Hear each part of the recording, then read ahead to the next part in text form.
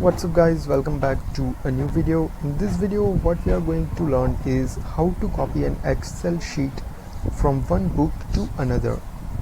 As you can see on the screen, I have created a sheet named sheet 1 and it's in the workbook 1, and I have also created another workbook with name book 2, and there is a different sheet in this workbook.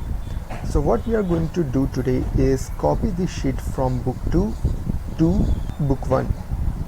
So in order to do this, the first thing we need to do is right click on the sheet 1,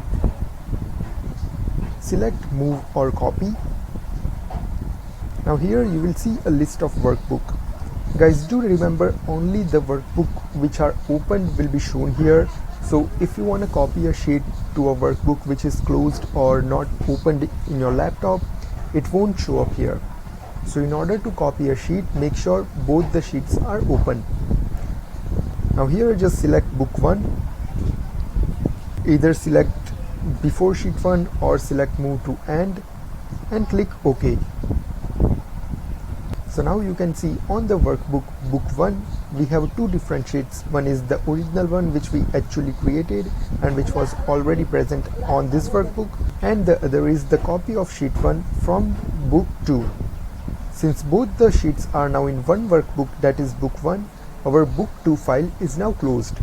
In order to open that, just go to files and you can open it from here, book 2. That's it. So I hope guys you have found this video helpful. If yes, do give thumbs up and subscribe for more updates. Bye bye, take care.